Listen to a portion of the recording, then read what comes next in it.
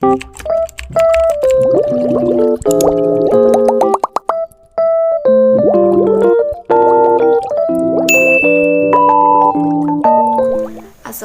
warahmatullahi wabarakatuh. Perkenalkan, nama saya Mei Restikawati dari kelas 12 MIPA 3 nomor absen 18. Di sini saya akan menceritakan sinopsis dari novel yang berjudul Ayat-Ayat Cinta 2 karya Habibur Rahman El-Shirazi. Cerita ini dimulai dari Fahri yang kini tinggal di Edinburgh. Tetapi kini Fahri menjalankan hidupnya seorang diri, hanya ditemani asisten rumah tangganya yaitu Hulusi. Sudah 7 tahun, Fahri kehilangan Aisyah istrinya saat menjadi sukarelawan di jalur Gaza, dan sampai saat ini tidak ada kabar darinya.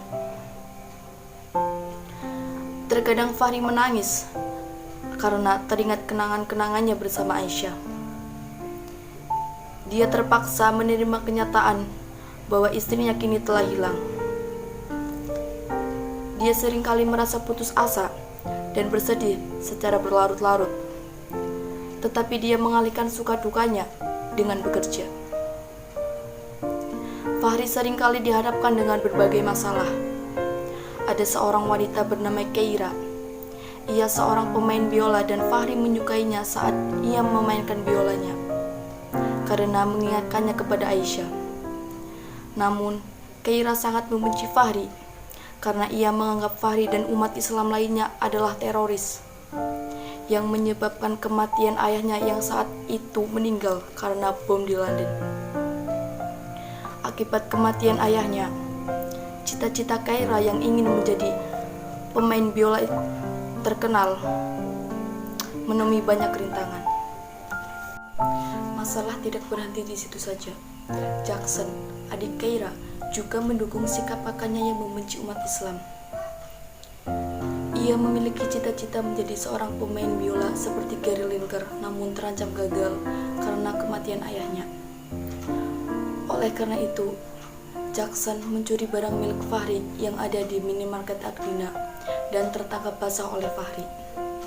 Di saat Fahri dan umat Islam di Edinburgh sedang menggelorakan semangat Islam, Fahri dihadapkan dengan kenyataan bahwa umat Islam dituding sebagai kelompok miskin dan jadi peminta-minta. Hal itu dimuat di koran Inggris dan Skotlandia.